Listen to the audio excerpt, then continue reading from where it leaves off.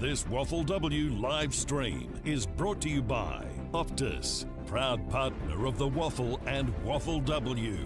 The West Coast Eagles, supporting WA female footballers to follow their dreams.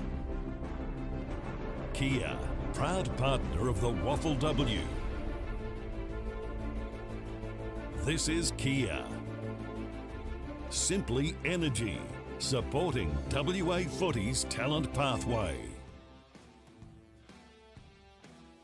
Very good afternoon. Steel Blue Oval in the suburb of Bassendean out in Midlands. Welcome. Matt Chechen's about to call the top of the table clash. It is round 6 of the 2021 WAFL women's season, and Swan Districts hosting Claremont. Swan Districts clearly the benchmark in the early stages of season 2021. 5 wins and no losses, and Claremont also in great form. They lost their opening game against Swan Districts and have won their last 4. They currently sit second. However, their record against Swan Districts has a lot to be desired. So a third of our season completed, 15 rounds of the home and away season for 2021, and all teams playing each other 3 times throughout the season. So we've got a good look at and read on the form. As on screen currently, we have the Claremont Tigers just commencing their warm-ups. Perfect conditions here in Bassendean. We're expecting a top of around 28 degrees and a little bit of a stiff breeze blowing across the ground. So after our first lot of commercial breaks, we'll be joined by Jenny Wallace and we'll run our eye over these top of the table teams. It is round 6 of the WAFLW season for 2021. Don't go anywhere. We'll be right back. First quarter, thanks to Kia, right around the corner.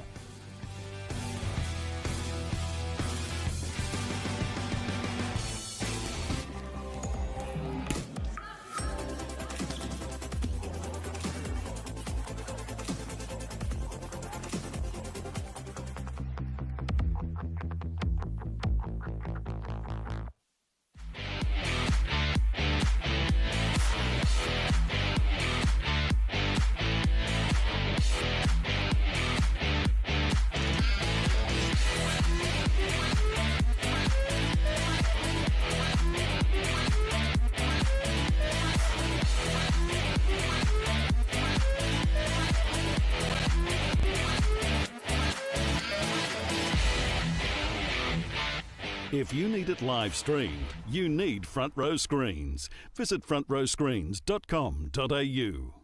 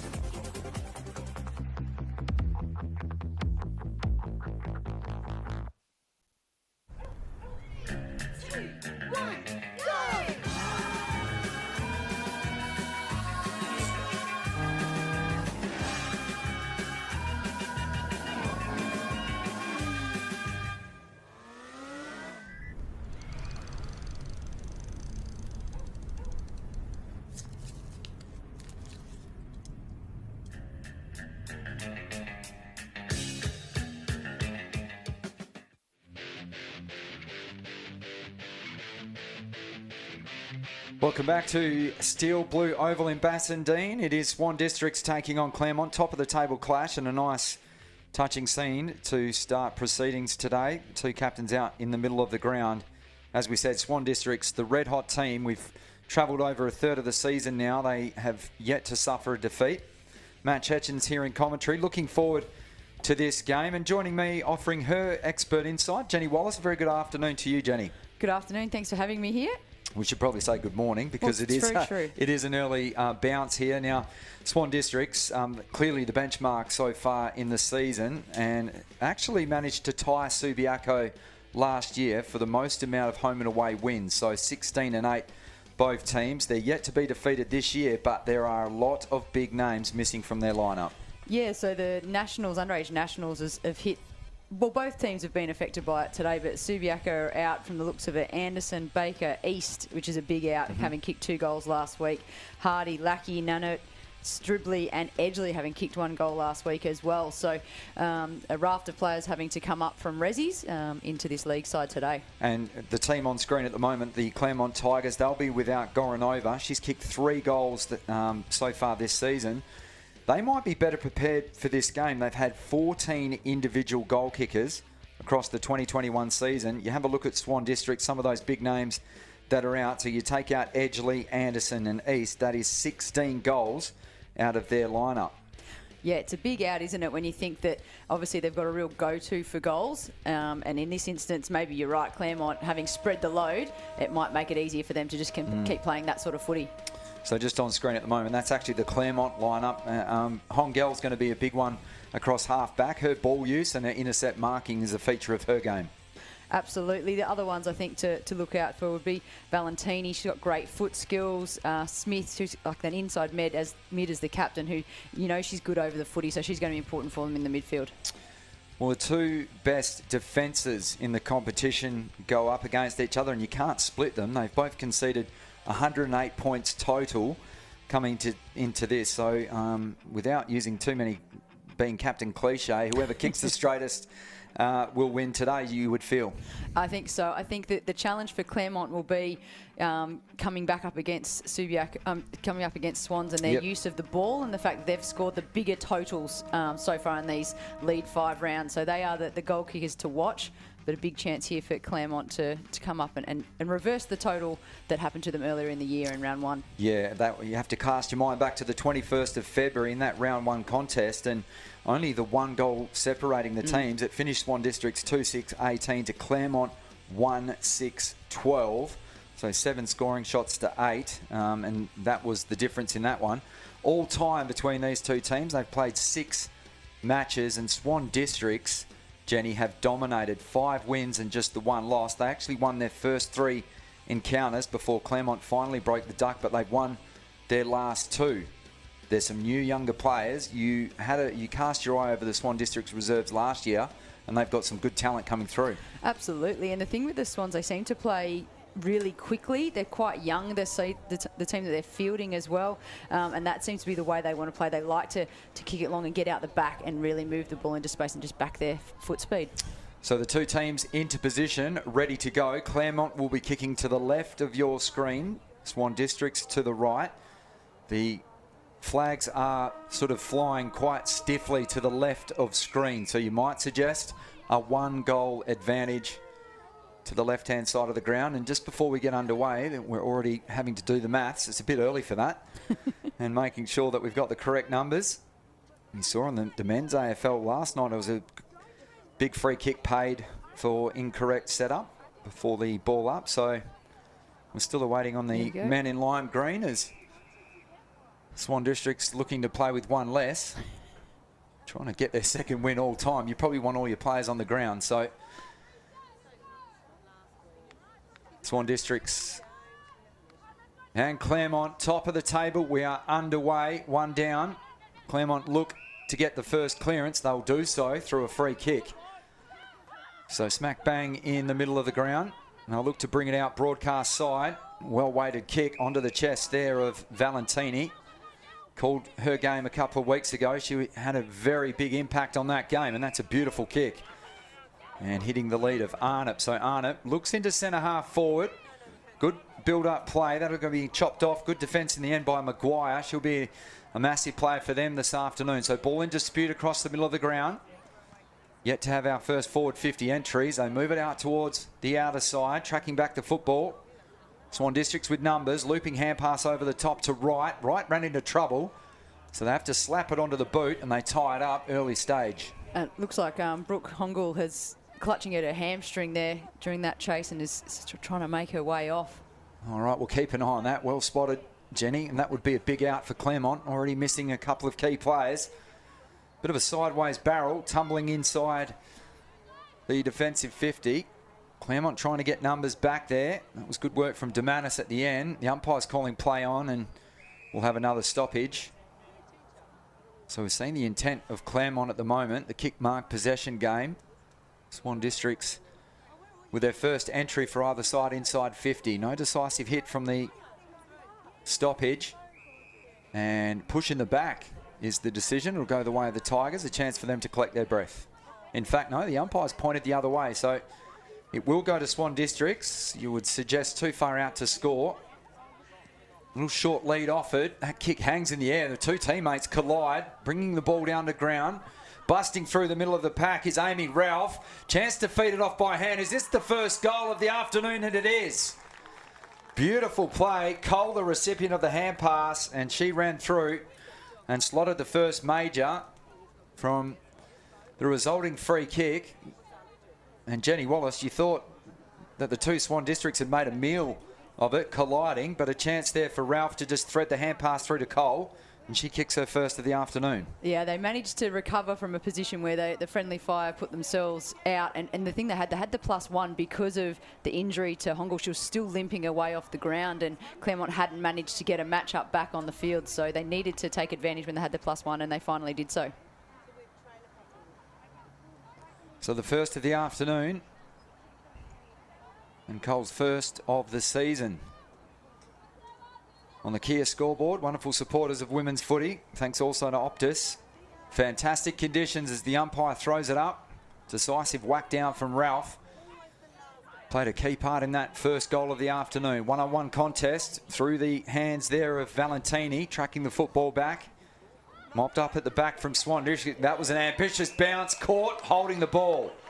So not giving up on the play there, Valentini, and she's had a couple of early touches. And she has, and she's been good with them. And again, she hits the little 45 really well. That's one of the big improvements I've seen over the last 3 years calling the women's W competition, is that hit-up play, but also the ability to just play on and try and hit targets. So the ball inside 50. Laying some good, strong work in defence is Emily Maguire. She is a tough competitor. Yeah, skipper for the team, likes to set the standard in defence especially. So a lot of bodies around this stoppage. Ball thumped straight up into the air. Swan Districts again with numbers at the back of the pack this time. Hurried kick out towards the wing. Just pitching kindly. Gathered there by Arnott. Lowers the eyes. Great vision. And that is a strong contested mark. Ella Smith. So she goes for the 45-degree kick. There was a 2-on-1 favouring Swan Districts, and they managed to mop it up brilliantly. That was Ugal Hayward. But they've run into a little bit of trouble now. How's the forward line pressure for Claremont this time? Hand pass coming out, smothered, but the crumbs gathered by Ella Smith on the way to goal. And it just carries the last defender on the line. So the immediate response for Claremont, that was superb. That was excellent, wasn't it? It started just outside the 50 and they worked their way across. And when the original kick sort of got smothered from the 2-on-1 contest, they didn't give up, Claremont, and they were defending hard in their forward 50. And I like to see that, because then the pressure they applied on Swans turned the ball back over and just didn't overuse the ball, just looked up, took the shot on goal and let it go through. She's proved handy in front of the big sticks throughout 2021. The early stages, Ella Smith, that's her third of the season, yet to have a blemish. She's kicked 3 straight, and the immediate response. So early stages, we've seen Adele Arnott get her hands on the football, and also Valentini. They'll need to put the handcuffs on those two players. So Claremont have responded. Kia scoreboard, 1 straight apiece. We'll have another ball up. No, the umpire's letting it play. That's good umpiring. Tough tackling underneath the pack, and the umpire will extract the football. Would you agree, Jenny, the ferocity but also the application of tackles is another feature of the women's game that's improved over the last 3 years? Absolutely. The intensity of the way people go in over the ball and then also look to shut down the ball is so much better. And usually now you're seeing body position so much better as well. So it's not quite that unsafe area that you used to think when someone would lay a heavy tackle on someone. Arnott will be disappointed with her 4th kick, chopped off in defence. Now there's numbers laterally. That's where the ball goes into the hands of Taylor Edwards. The disposal efficiency has been up around 80% already in the early stages. Tremendous ball use from both teams.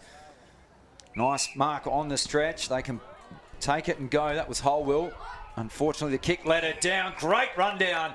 Michaela Robinson wrapped up the opponent, who's still down. Holding the ball is the decision, and she'll make sure that she's okay. Just the pat on the back, but that was a pretty intense tackle. In fact, there's going to be a free kick.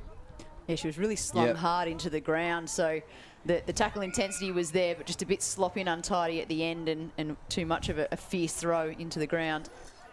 So a goal, and then getting dumped onto the turf, Ella Smith, but she looks to be okay. Down on hands and knees is Arnott. She's immediately set upon by Ugal Hayward. Liked her start to the game. And another stoppage.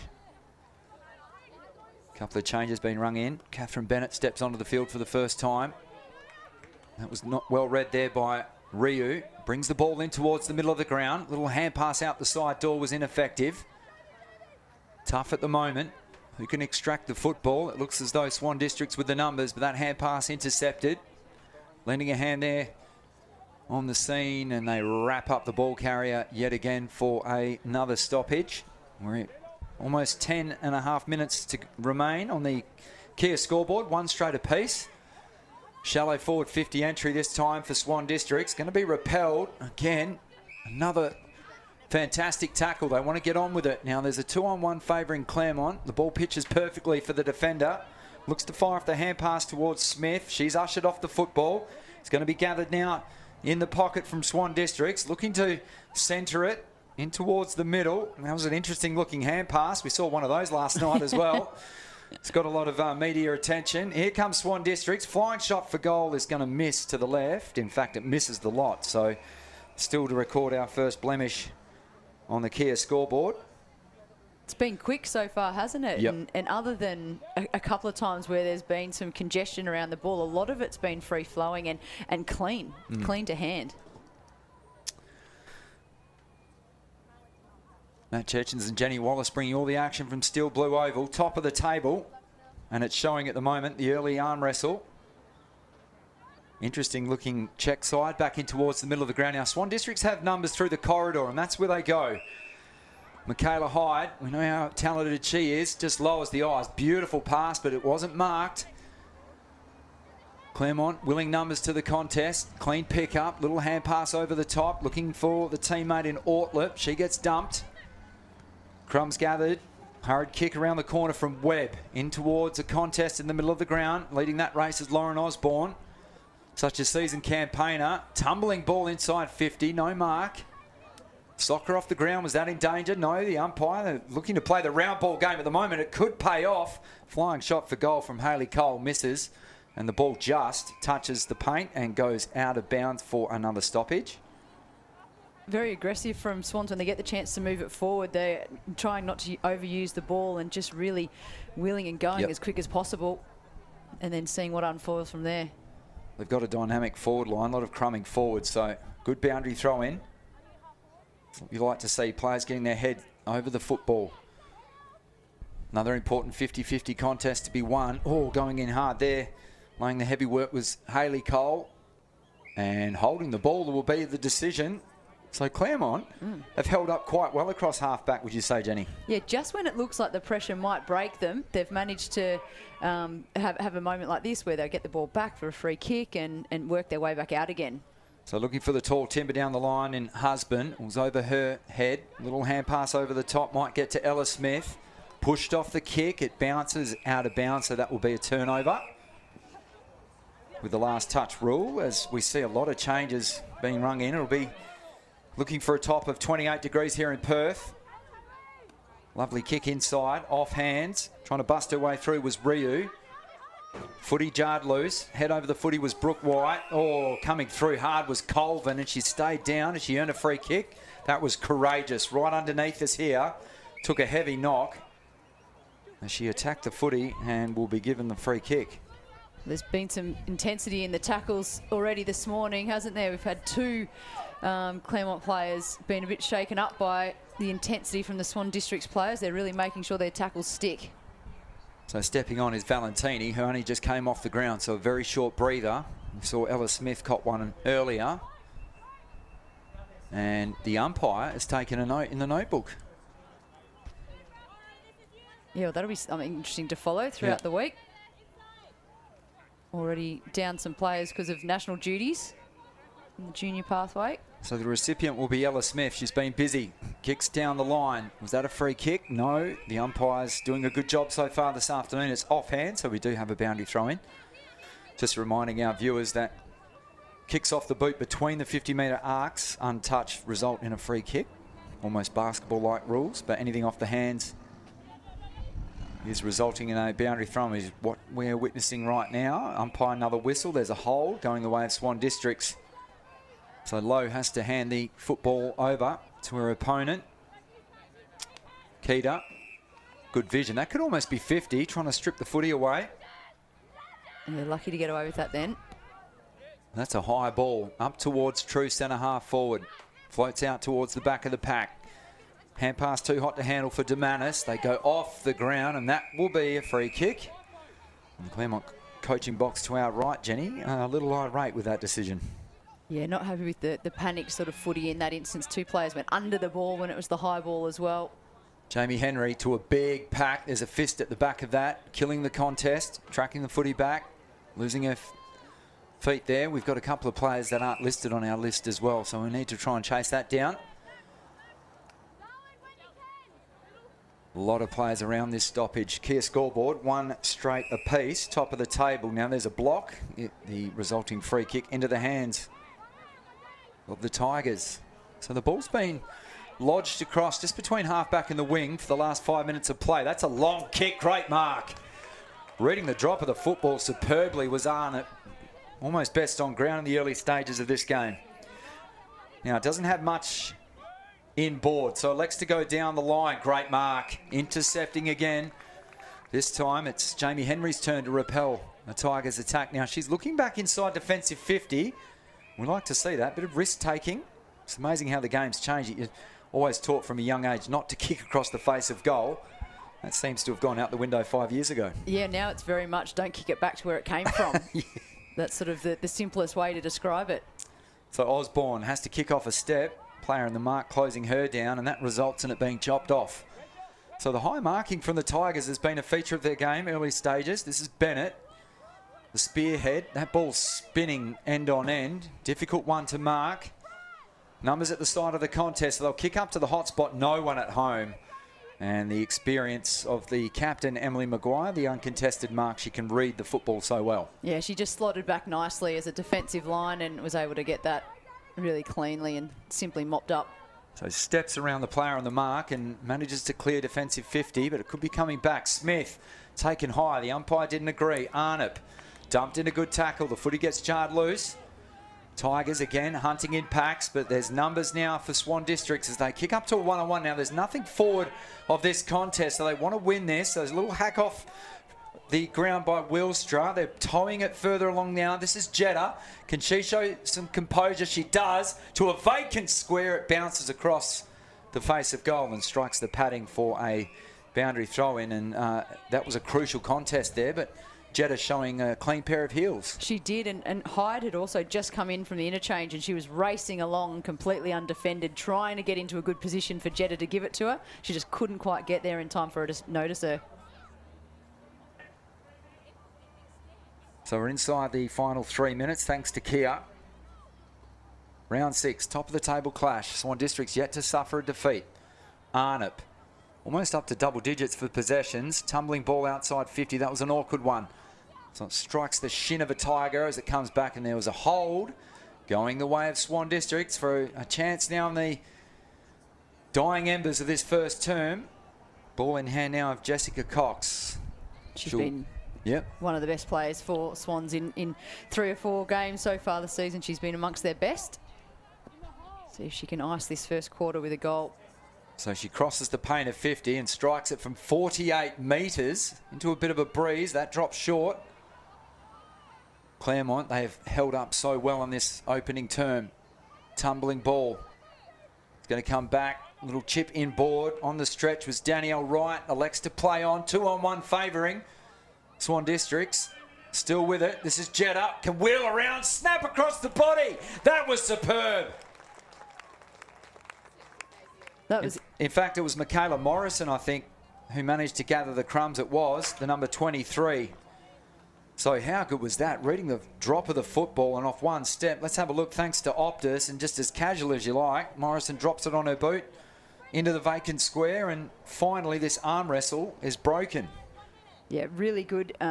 Just follow-up work there from Swans. They just never gave up on the ball, and able to just keep moving it forward, keep surging forward, and finally the ball fell at Morrison. And look, she kicked 2 last week against Subi, so she's in a bit of form off the boot.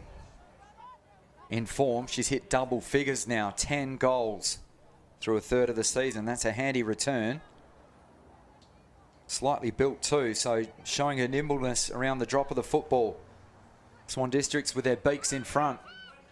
Sweeping hand pass comes out towards this broadcast side. Off the ground again, Arnott. Lovely little work there at ground level. That time from Ryu. Allows this forward 50 entry. They haven't had too many of that. Trying to bust through was Goodwin Wissing, but there's going to be a snap around the corner for goal by Brooke White, and it bounces home.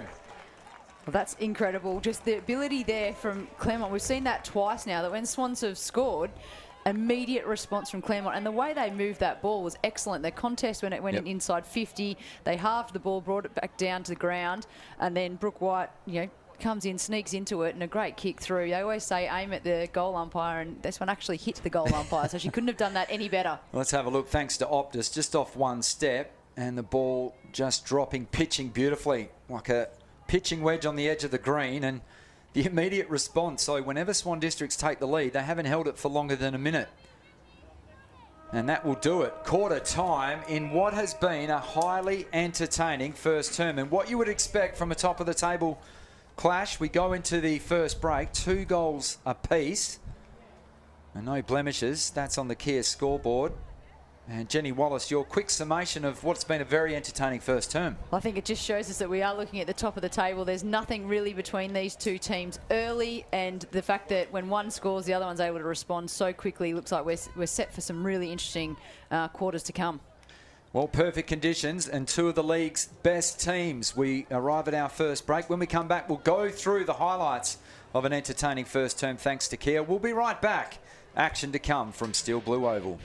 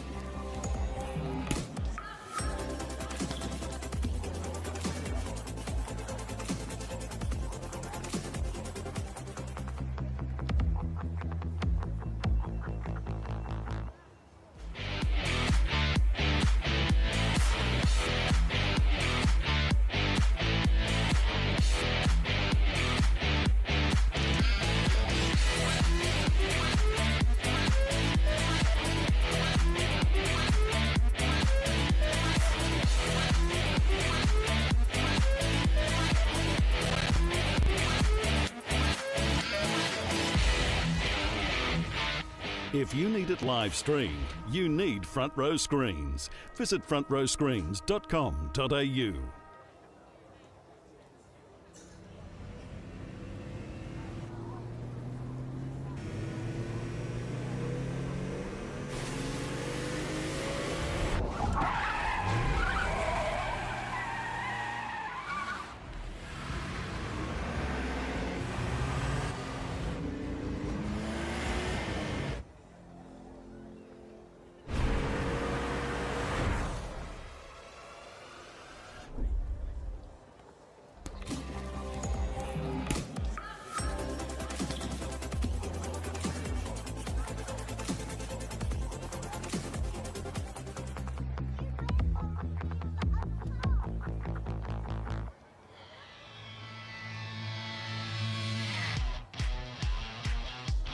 Quarter time, thanks to Kia.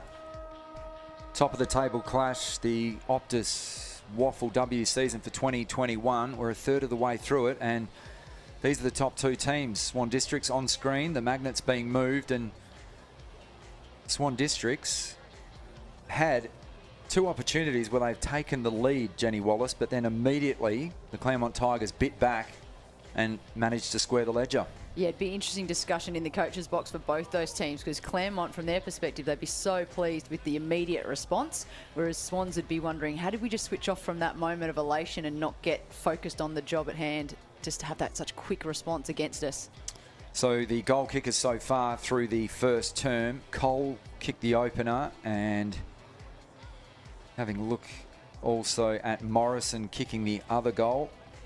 She's kicked 10 now on the season and has provided to be a real handful. As we have a look at some of these highlights, thanks to Optus, first term, it was tough and contested. We had two Claremont Tigers on their back on the turf. This was the opening goal. Lovely little hand pass in board, and Cole did the rest before Smith managing to respond. This is great build-up play from the Tigers. Have a look at that. Ella Smith, the contested mark, and then her finish to an empty square.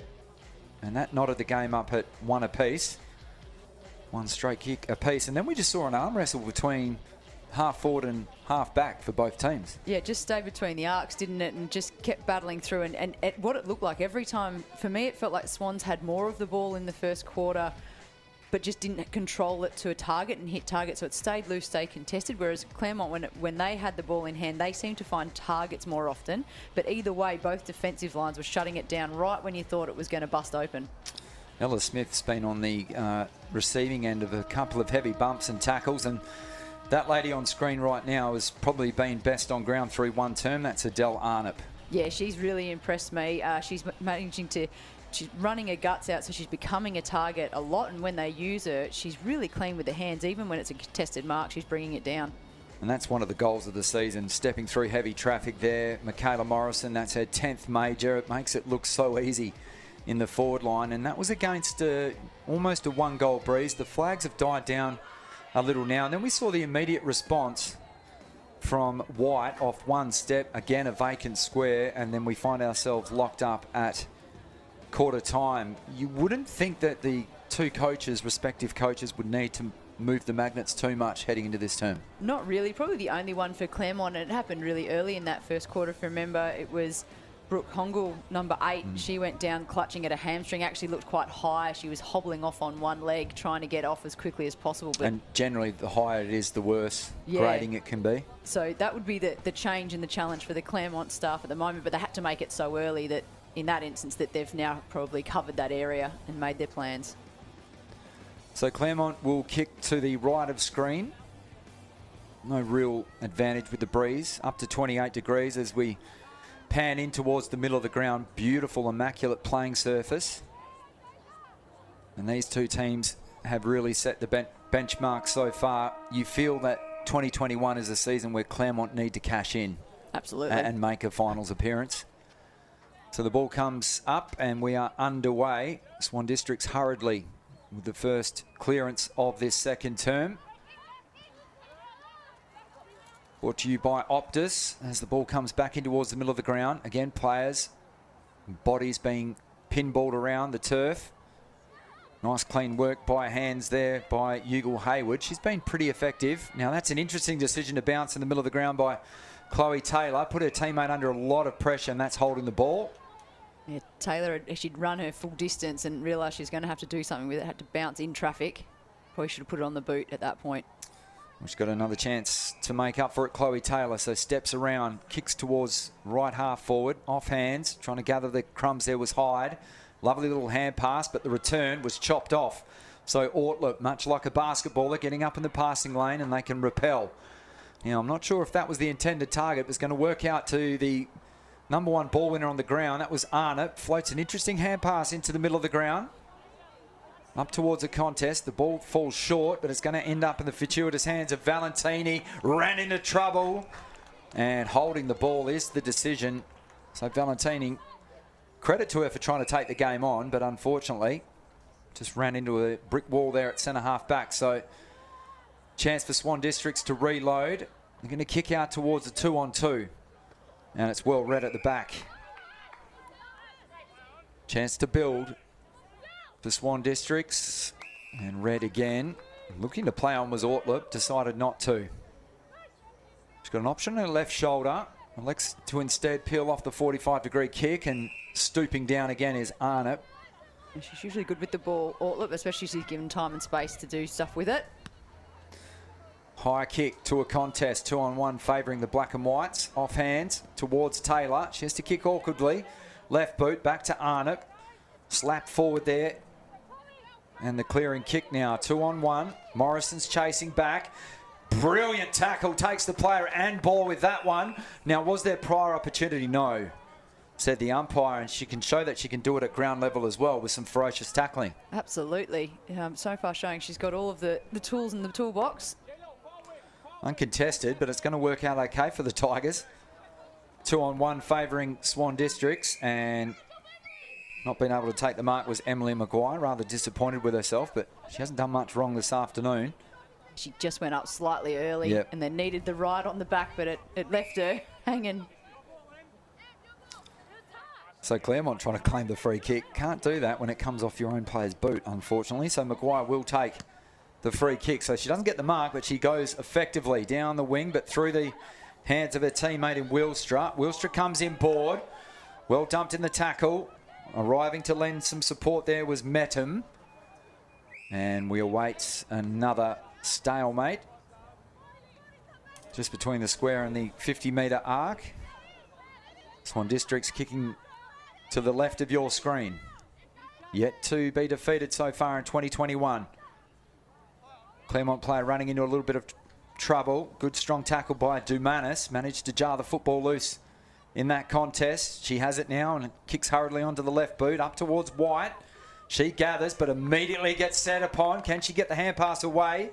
She did, and that was a higher shot. So having to win that at centre half back, that was courageous work in the back line. It was. Had to work really hard to get the ball there, Claremont. Just put that one down. Yeah, Ella Smith. She hasn't done much wrong either. Kicking off a step was Ugal Hayward. Up the chimney flute almost. It was up and down, and another good mark at centre half back. So Swan Districts making the Tigers earn everything. That was Dumanis again, just probably in the last minute or so. She's had her hands on the footy 3 or 4 times. We apologise if you did hear some language coming through the headset as well, but we are very close to some other boxes up here at Steel Blue Oval. Crumbs gathered. Goodwin Wissink. That was an errant kick, well read by Jamie Henry. So Henry goes left-footed. That was an interesting decision. Jess Lowe's got it, and she's got some terra firma to gain, but she's going to be set upon. Is that holding the ball? Wasn't really correct disposal. The umpires let them play. Ushered out the side door. Hand pass received again by Henry. This time she kicks to the bullseyes. Lands right smack bang in the middle of Steel Blue Oval. Running into a dead end there was Bennett. Had to feed it off by hand, and they turned it over.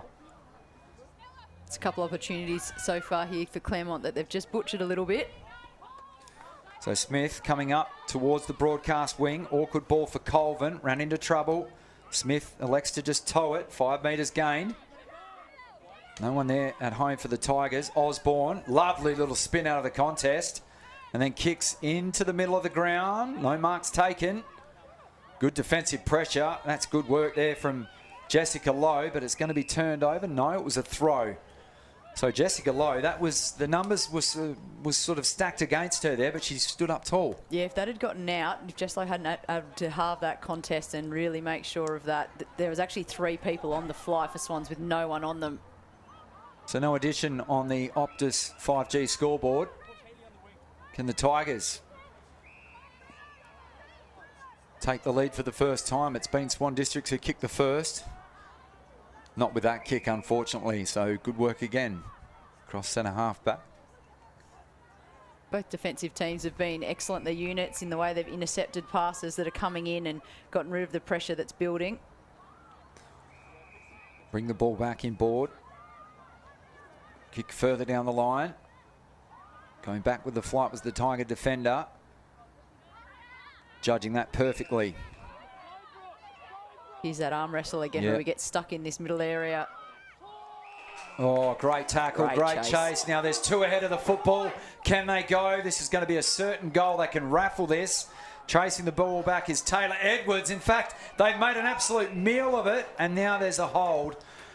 And that is unfortunate, but not giving up on the play was Amy Fortescue.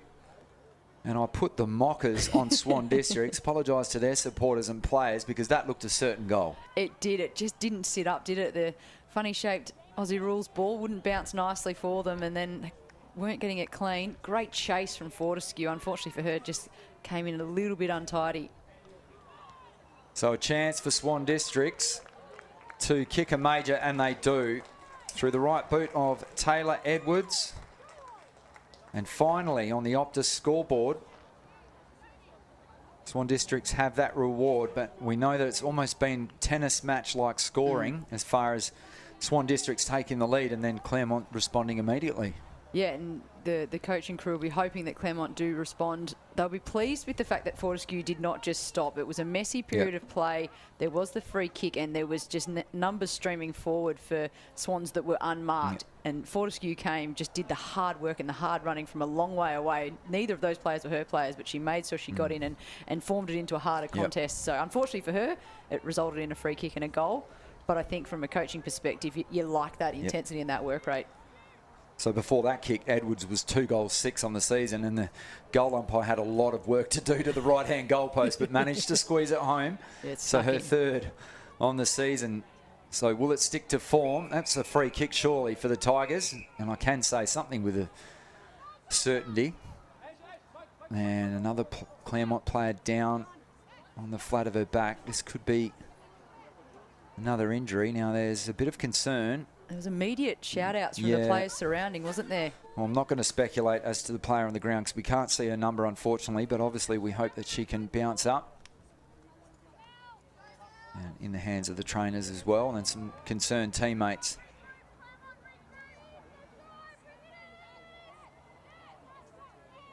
So both teams just taking a chance here to... That player looks to be conscious and talking at this stage. But the game's just going to be put on pause for a moment. Once we get that player's name, we will let you know. Swan Districts and Claremont have just gone in to huddle. We can let you know that WAFL round 6 continues this evening. Subiaco taking on South Fremantle. 2 teams that are struggling through the first third of this season. Subiaco, a lot of players out and a couple of unfortunate retirements as well. Yeah, some retirements at the beginning of just leading into the season probably shifted up the structure and meant that there was different Resi's players that had to come up into league. So Subi's still really trying to find their connection between all parts of the ground. However, South Fremantle versus Subi, it's a bit like this one. This one's the top of the table clash. It's horrible to say bottom of the table clash, but it's probably a game both teams need right now. Round 1, it was only 3 points, and that could have been South Fremantle's first ever win. It was still a wait, but the positive thing about that is surely South Fremantle would be taking a leaf out of the Peel playbook because they went from wooden spooners to premiers. Yeah, wasn't that an amazing story to follow last season? And Peel themselves just, I think it came through their Rogers build-up and their pathway, and it does show that competition, as that organically grows and more of those players who have been exposed to such high-level footy from a younger age come through, that we're going to see that through Resis and League in the future, and Peel have had that so far. So just the head clash that you can see there between the 2 players. So Madeline Scanlon appears to be, understandably looking a bit distraught, but it's great to see her being able to come off the ground,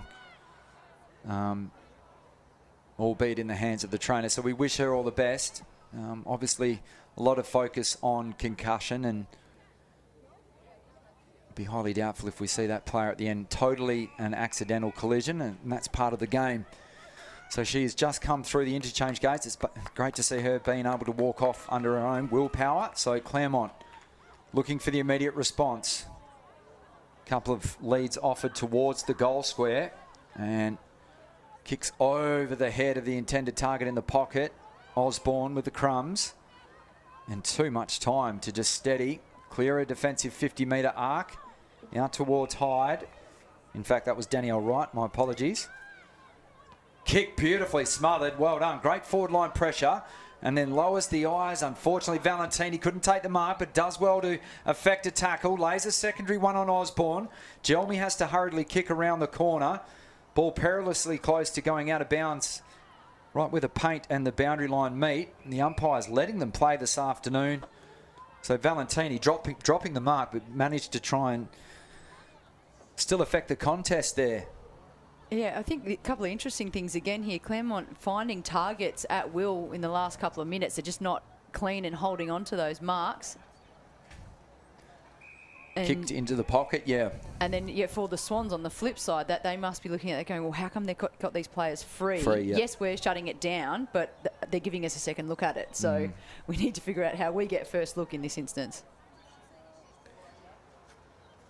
Those 2 injuries to Claremont, we'll have to wait and see what that effect has over their interchange as the game progresses.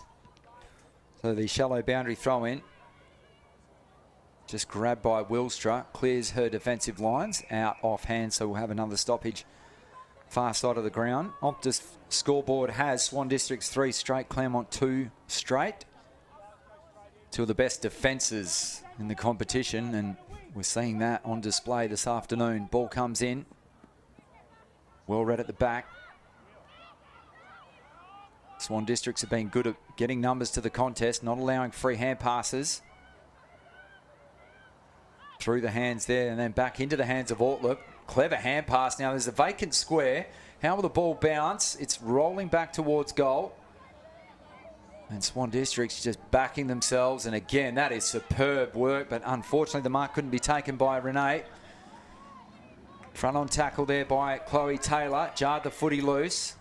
Swan Districts taking the Claremont play without the footy. The umpire didn't agree. Ortlip has to stoop down. Did so under heavy duress. Through a couple of pairs of hands and then kicked hurriedly by Husband.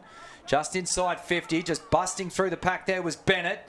Throws it onto the boot. 2-on-2 in the goal square. And it's won by the defender, Gelmy. That was superb. Undersized, but a nice clean mark and a chance now for Swan Districts to rebound. Yeah, she floated across in front of that pack really well. Read the drop so much better. Good piece of body work. There's a good lead up there from Claremont. Ortlop was involved a few times. Arnup again. Yep. And just couldn't find that last connection. So Swans again just under pressure and having to work their way out. Maguire so good for them as their last line of defence. And Bennett really hasn't had a clean look at goals. She kicked 2 goals last week in a win, but then having to kick to a contest rather than having a clean avenue to goal. They reload. They've definitely had more forward. 50 entries. They finally get a nice, strong contested mark, and this is from Amber Goodwin-Wissink. So a chance for her to go back as we have a look at the flags. This will affect the kick from left to right. So she might want to aim this one towards the left-hand goal post. But a gettable goal. This to re-lock up the scoreboard. Left foot drop punt is across the face of goal and through for a minor score. So that lead now within a straight kick. And we finally, almost through 2 terms, get to see how the team's set up from a kick-in. Yeah, first one. It's quite incredible, isn't it? So inside 3 minutes, it'll be Osborne. She's been busy. Steps to the point of the square and delivers out towards centre half forward. It's going to end up in the hands of Arnott, taken in a good tackle. Couple of players burrow in for the football. Osborne. Awkward spinning ball. It was actually touched off the boot. So the mark wouldn't have been paid, and another strong tackle laid. Tell you what, if we had a heat map out there, it'd be glowing on that left half forward line at the moment for Claremont. Wouldn't it? They've had the possession so far this quarter. Back inside 50, guess who? Yeah, Maguire. Maguire, brilliantly done. And the kick to match as well, but it's through the hands of the intended target. Now, is that a legitimate attempt of disposing of the football? I didn't think so. Good tackle from Ortlip. Yeah, wrapped her up ball and all there, Ortlip. She's had a good sort of 5 or 6 minutes, I think. Yeah. She's been involved quite a bit. So Claremont ringing in the changes. They're 2 down on the bench at the moment. Off shins towards the boundary line and then bumped as she kicked and out of bounds on the full. Unfortunately for Ella Smith, we've seen her on the turf throughout the afternoon. So Swan Districts a chance to gather their thoughts. They kick into the middle of the ground. Great mark by Morrison. That's a great mark under duress there. So their leading goal kicker, probably too far out to score. You think? Take your full 30. And that's a good mark, Brooke White, right in front of the interchange gates. And the umpire, no, said it was a block. So they turn it over. Biggest lead has been 6 points for Swan District's intercepting mark. Tigers just go.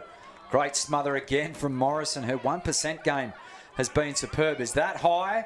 Is that... Brooke White takes a tumble. More bodies hit the turf here at Steel Blue Oval, and a bit to go on now. Germanis. Bit of a live wire there. Likes it. There's a bit in this game, isn't there? There's some feelings. Another stalemate and another chance to reset. Just inside 2.5 minutes on the Optus scoreboard. Can one of these teams land a decisive blow heading into half-time? Well, Claremont haven't led all afternoon, and a straight kick would do so. And again, Germanis wants to go on with it, right under our noses. Yeah, she's bringing the intensity for Claremont at the moment. She's really trying to lift the team. So all players located between the arcs at this stage. They can get a kick over the top. Either team could be in. There is the siren. Half time. 5 points the margin. Swan Districts go into the main change. 3 straight leading. Claremont 2-1-13. If you just joined us, firstly, where have you been? And secondly, unfortunately, the Claremont Tigers have lost 2 players at this stage. Hongel, through what we appear and looks to be a hamstring injury, and then also a potential concussion as well. To Scanlon. Madeline Scanlon. So best wishes to both of those players. Hope they're not too serious. But the Tigers, a lot to take into half time. A lot of positives. Absolutely. I think that whole quarter, they really had possession. It seems to be that end of the ground so far this morning is where the ball tends to be. Arnott again was good in the second quarter. I think Ort looked excellent, working her way across half-back and bringing it up for them with the 2 players that really stood out for me alongside a Brooke White, who we just keep seeing popping up. Morrison for mine, first Swan Districts, seemed to lift again in that quarter. Yep. So the players making their way off the ground, and the ice vests are needed, that is for sure. Temperatures getting up to around 30 degrees today. The players making their long walk down to the race. A lot to digest at half time. When we return, we'll have a look at some of the highlights, run you through the goal kickers, and have a look as to what's going to happen in this second half of the top of the table clash at Steel Blue Oval. We'll be right back.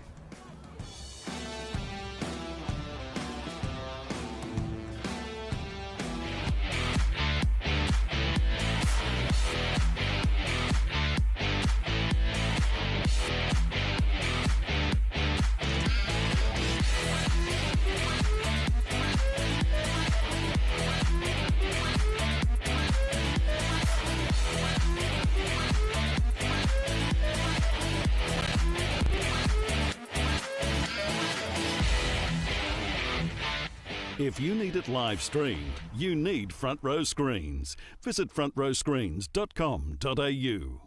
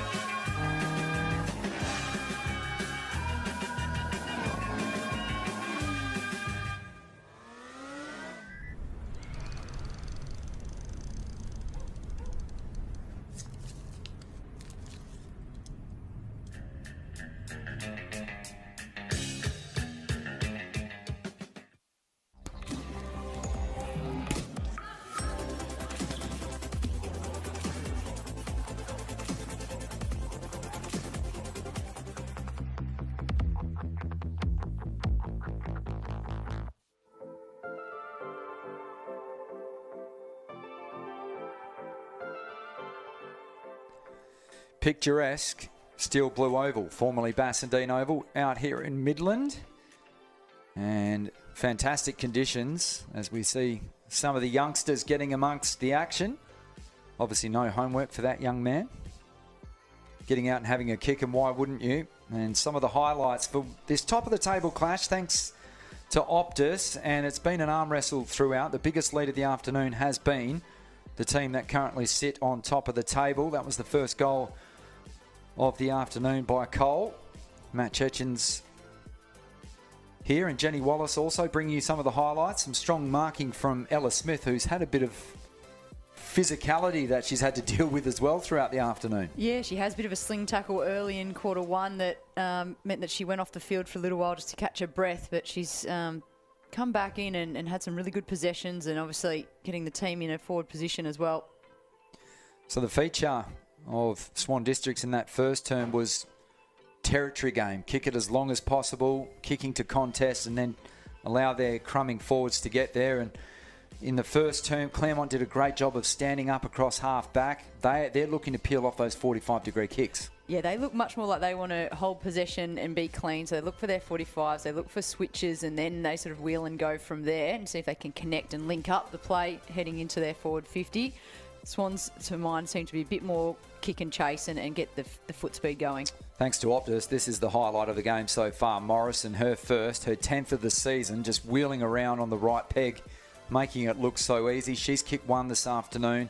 As we said, Cole kicked the opener, and then also Edwards, the only goal kicker in the second term. As we have a look at the Tigers' turn, that was Brooke White off one step. She's the solitary goal kicker along with Smith. They also had a minor blemish in that second term, but have not led throughout the afternoon. But they're right in the contest, obviously. Absolutely in the contest. And in fact, the last 5 minutes of the second quarter, you felt like it was Claremont's game and chance to probably put more runs on the board, so to speak. So they needed to sort of capitalise there. That's what they'll be talking about in the halftime break. But so far, the two teams are really, as you've said a couple of times, it's an arm wrestle. Yeah. So we're waiting to see who manages to break through and get any sort of dominance. But at the moment, it's very even. You know what you get with Maguire in that last line of defence? She marshals the defenders so well. She reads the ball off the boot so well as well. But I've loved the work of Hope Hayward this afternoon. She's also taken some intercepting marks and provided a bit of rebound as well. Yeah, and I think that's part of the fact when you have someone like Maguire who is able to read the ball so well and drop off when she needs to, it also works in the other way. It's freeing up some of her players slightly sitting in front of her to attack that footy and be the one that intercepts it because they know they've got the trust of a clean-up factor behind them, and it actually works for them really well. So this is almost a wrap for the highlights of the second term. Gelmy was influential, taking some intercepting marks. As we have a look at the bouncy castle, I might head down there at half time. I'm not sure if they'll let a 40-year-old man that weighs about 110 kilos on there, but it has been an entertaining first half. Just 5 points is that margin. Swan Districts with that lead at the main break. Well, thanks to Kia, let's take a look at the work WA Female State Academy coach Bo McDonald has been conducting to strengthen the talent pathway for female football here in WA. I suppose I developed my love for football when I was very young. I grew up in a sporting family. The girls went to netball on Saturday and the boys went down to Bassendean Oval and we watched Swan Districts. My uncle's a Gary Sidebottom. He played over 100 games at Swan Districts. My pop Wally Sidebottom played state football and also for Swan Districts. I didn't play football till year 12 at the Upper Swan Junior Footy Club. I went down there in year 12 and played in the under 18s, and I found myself at Swan Districts Colts the next year, and then the year after that I was lucky enough to make it to the Brisbane Lions.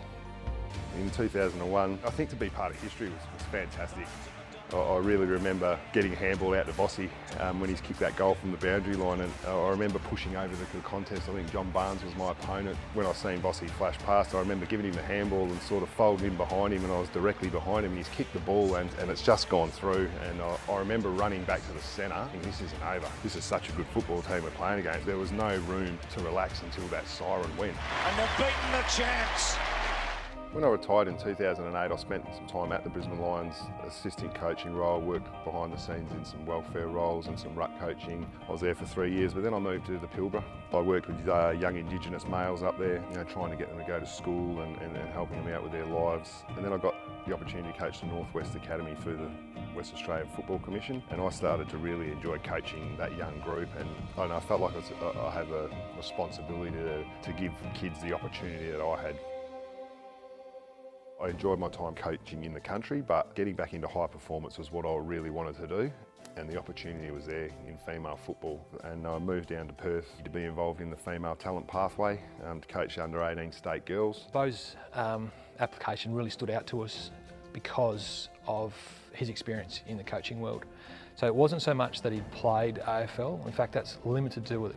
It's his ability to connect one-on-one with people. He knew what it took to play and coach at the highest level. He'd worked at community level in Aboriginal and community engagement, so we knew he was the right package to move a group of people from where they were to where they needed to be. The girls are, they're a joy to coach. We're really just there to give them the best opportunity, that if you get that call up to the AFLW, you can do your best when you get there.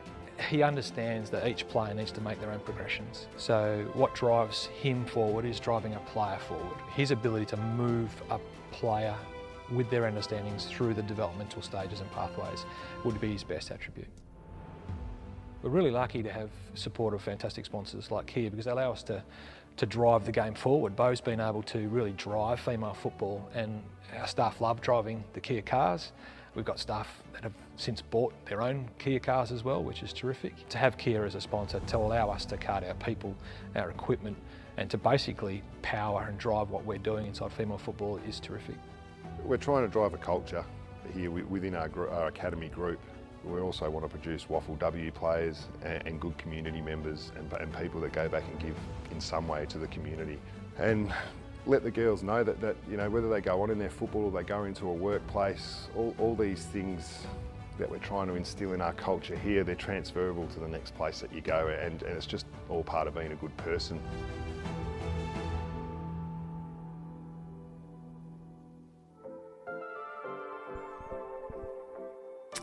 Bo McDonald doing fantastic work, as are Kia, wonderful motor vehicles. We thank them for their support. And Clint Degebrot, with his model looks, no wonder that they've got him there on the halftime show.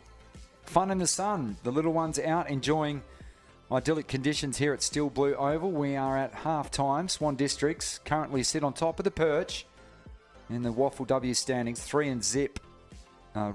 goals zip, 18, leading Claremont 2-1-13. Claremont have only defeated Swan Districts once through 6 contests. Will they manage to double that this afternoon? Find out on the other side of this break. We'll be right back at Steel Blue Oval, round 6 of the WAFLW season 2021.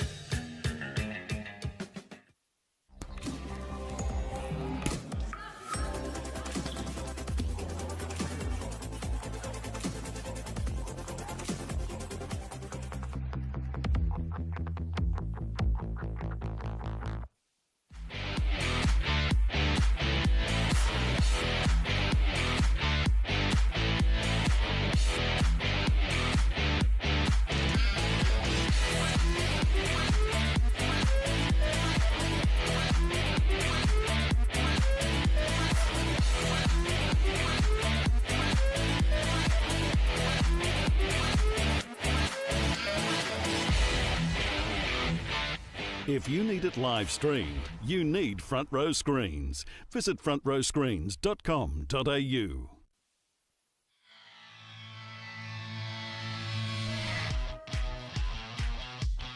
Players commencing their warm-ups for the second half, about to get underway. Claremont trailing the league-leading Swan Districts outfit by just 5 points. The biggest lead has only been 6 points, and what you would expect from the league's two best teams so far in 2021. Matt Chetchins here at Steel Blue Oval in Bassendean, bringing you all the action and offering her expert insights. Jenny Wallace, what do we expect in this second half? Much of the same, really, but what I'm looking for is when one team finally dominates. At the moment, it has been seesawing. One team's been in possession, the other team fights back, and then they get possession, and it seems to be going flipping and flopping like that at the moment. Will quarter three be the quarter that someone stamps down and says, no, this is our quarter and we're going to break open this game? We did mention in the pre-game chat that they are the league's two best defensive teams. Yeah. We know that Swan Districts are missing effectively 16 goals out of their first choice lineup, but they've got a bit of a bevy of talent coming through the reserves program at this stage. They do, and they had a huge win in their reserves last week, so it would have been massively confidence boosting. Plus 100 score put on over Subi. So those players that have come up to today, they feel like they're in good form. They know how to find the footy. That's been helping them bridge that gap between the players that they've lost for today. And at Claremont, for mine, it's been, they enjoy where a game is at stoppage and they get to set up their structures, and they kick to their structures really well at the moment. Swans have been much more play off the cuff a little bit, and whether they can get the ball in the hands of the likes of Morrison more often, because she's just so silky and can finish for them. Yep. That's probably going to be something they now need to start to do, is actually target who's going to finish the job for the Swans. So kicked one earlier in this match. She kicked 2 goals last week against Subiaco, and don't want to sound like a broken record, but she has 10 for the season. They've got Edgeley out, Anderson out, and East out. There's just 16 goals, and Lackey is also out. She's handy around the big sticks as well, but that forward line has been dynamic, albeit only kicking 3 goals, but it's just been a fantastic game to watch between the 50-metre arcs. The umpire holds the ball aloft. How will this top-of-the-table clash pan out? We are underway. First tap, 1 down by Wilstra, but it's going to come the way of the Tigers, kicking up towards centre half forward. Nice turn of foot from White, but indiscriminately inboard with the hand pass. Players converge. We should have another stoppage. See Bennett in there in that contest. She had a good second quarter, so she's come out straight away and continued into the contest hard. Morrison, Cole and Edwards the goal kickers, and Smith and White for Claremont. Ella Smith again. Maybe the trainers will need a spatula. She spent a lot of time on the turf. But a courageous young player. Hand pass coming through the middle of the ground. Bit of an awkward bouncing ball there for Ugle Hayward. She's been great. Now the free kick's paid an advantage, and rightfully so. They look to stream forward. There's only one lead offered. That's where the ball's going at the moment. Won't even enter inside 50. But chance to just gather for Morrison. Sweeps the hand pass. Maybe she can get on the end of it. She does. Wouldn't write her off from this kind of angle. Towards goal! And it's hit the goal umpire play on and towed through. And that will be a goal and celebrated. So Morrison almost denied one of the goals of the season by the goal umpire. He's doing a fantastic job. The ball comes back into play. Apparently it's play on. Do you know what? I've never actually seen that happen before. Like it's an awareness of it, but I just think you see here. But it was almost, you could see the writing on the wall. That hand pass received there, just casually drops it onto the boot. It hits the goal umpire, comes back into play. And it's Chanel Jetta gets her toe to the ball. We'll probably give it to Jetta at this stage. An interesting one. Not sure what the rules are. Yeah, it was interesting, wasn't it? Because that just Swans players stayed more alive to it, made sure they put the boot on it and put it through the goals, and we're like, okay, well, now what's the decision? Yep. So just more awareness. So maybe the alarm bell's ringing now to our right in the commentary box for the Tigers, because it's the biggest lead of the game. Just 11 points, and they look ominous again. Little hand pass inboard to Taylor, can run her measure. Was put under pressure by White, tracking back the football, putting her head over it. Players come crashing in, and holding the ball will be the decision. That was Holwell, number 1. So she's got it probably too far out to score. by left boot. Centres it nicely towards Shannon Matthews, who takes the chest mark. It just lowered her eyes really nicely there. She was way too far away to just blast it goal and just waited for a lead to present itself. It's really good composure with the ball in hand. So better vision this time. Swan Districts tended to be blazing the ball around in the first term. So Matthews very close to the player on the mark that hangs out towards the right, and they're happy to see it trickle over for a minor score. Swan Districts 4-1 to Claremont's 2-1 now. That lead a handy 2 points on the Simply Energy scoreboard. Claremont look to clear their lines. Demanis going up with one hand off her palm. Probably saved the free kick in the end. We saw Demanis really bring some aggression just leading into the halftime break right in front of us, down in front of the interchange gates. It'll be interesting to see what she brings for this third quarter when she gets in and amongst the contest. Was definitely fired up in the latter stages. Wasn't she? So the swinging arm from Wilstra won it down out towards the back of the pack. Swan District's player taken without it. Michaela Hyde tries to do it again. Does it at ground level this time. That's through the legs now of Demanis, but it's going to be picked up by Hyde. Intercepted. Pack clear. Can they get a hand on it? They can. So Brooke White's been busy early stages, third term, and kindly escorts Jamie Henry over the line and through over that line just to the right of the interchange gates for another boundary throw in. So you would suggest Claremont need to get the immediate response. Ball comes in. Lovely throw in from the boundary umpire. One out the back through to Hyde.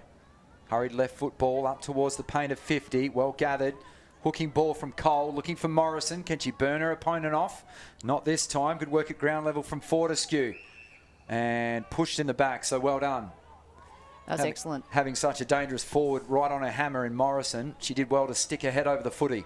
Yeah, real height disadvantage, isn't it? Fortescue's much taller, but when the ball's on the ground, she's got to work a lot harder to make sure that agile Morrison doesn't scoot around her, and she did really well just then. Arnott tries to break through 2 tackles, unsuccessfully holding the ball.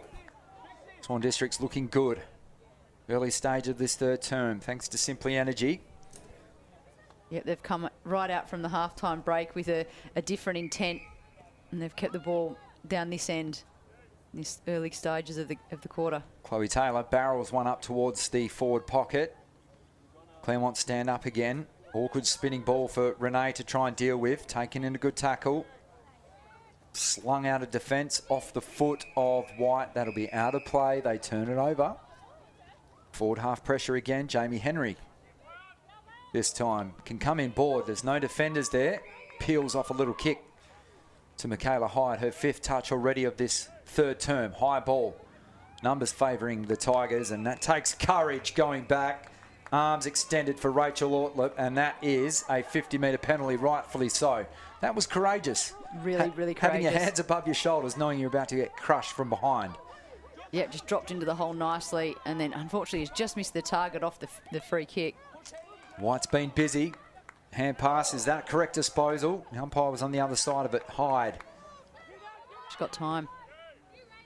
Puts a lot of air under this ball with a 9 iron and another intercepting mark. That's 2 in a minute from Rachel Ortlip. She's starting to work her way nicely into this game, so she'll come in board. Awkward floating ball, don't want to turn it over. And they do so.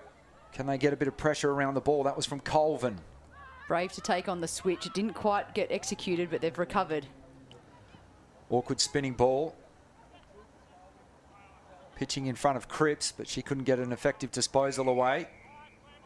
Claremont win the free kick, so that was a high shot. They bring it out near side to White. Just let the ball drop over towards a teammate who's Ella Smith, goal kicker today. Mark is dropped, comes back into the hands of Valentini, hooks around the body. How will the ball bounce? Well done. They stood up again. In that last line of defence, how's the composure? And then off one step, launches it towards defensive paint of 50. That was superb. What a treat to watch her defend, isn't it? Yep. Just the time she has, and then to just play a bit of candy footy with it. Out towards Ortlip again. Runs into the tackle there of Hayley Cole. The umpire says no prior, and we'll have another ball up. Unfortunately for Claremont, though, they had 2 good looks at some marks, one especially that would have put them in kicking distance. So that'll be a frustration for the coaching crew. Good strong body work. Down to Arnott. Steps onto her right boot. Up towards White. Good mark. There's an option over the top in Jessica Lowe. That's where the footy goes. She in turn's got a runner on the right shoulder in Yui. That's where she goes as well. Now, she is about to be confronted by Maguire, who's left her opponent. That leaves the square open. Osborne tracks the footy back. That's an unkind bounce. Great tackle in the goal square. How do we see it from the umpire? No prior opportunity. Good build-up again from Claremont. They just linked the passes together, found their way into the 50. The last kick was a bit of a kick in hope and put it to the hot spot. The bounce just didn't favour them. So ball up.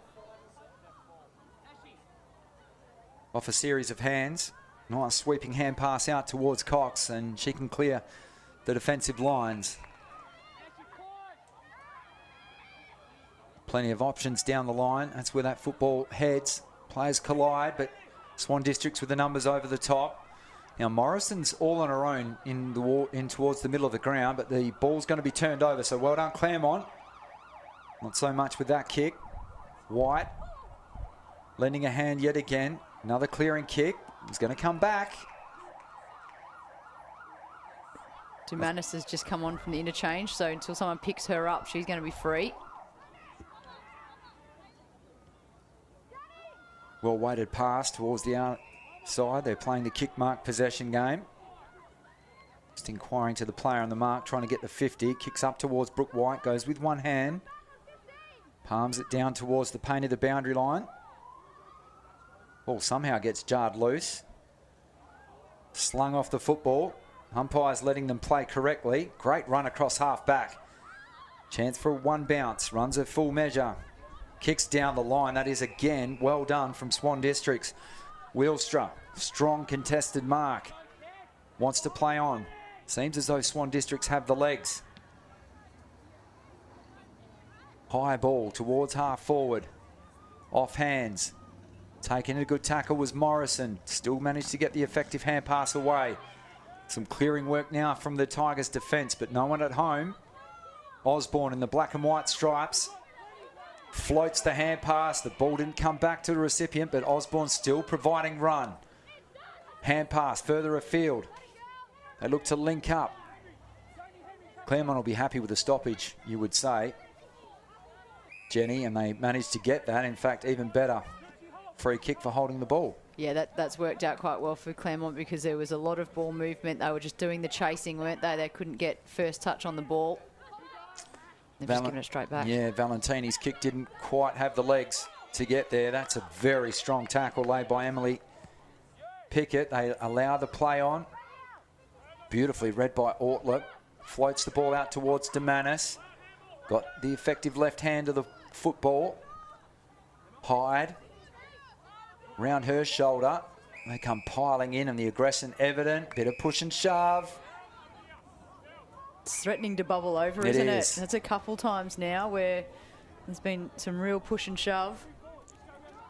Dumanis this time lending a hand to her opponent, picking her up. Nice little clever tap by Husband. Morrison working in the telephone booth towards Hyde. Running into the strong advance there of Adele Arnott, and again another ball up, but it's great to watch. Husband this time gets worked under the football. Dumanis. She goes in aggressively, piles on, stacks on the mill. Jessica Cox at the bottom.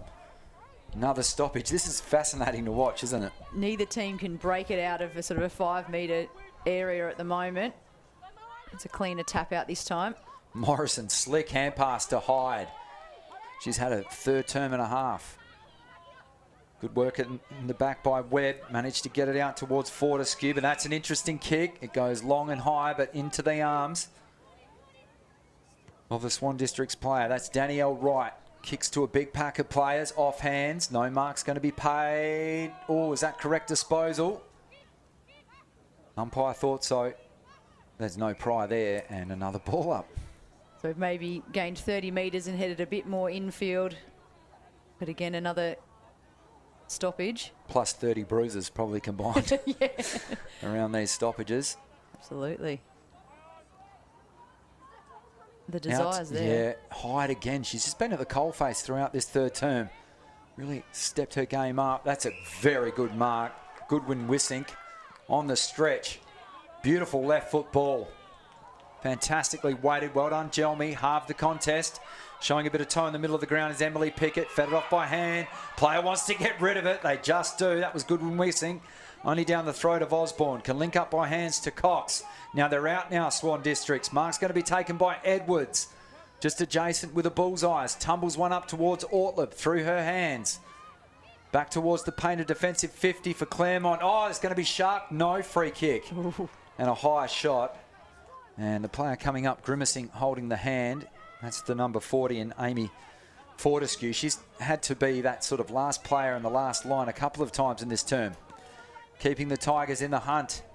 Out towards Maguire, off the right fist of the swinging arm of Ella Smith. Brings it back down to the turf. Smith taken in a WWE style move. Pile driver into the turf, but another ball up. Claremont doing really well at this stage, considering they're too light on the bench. Jenny.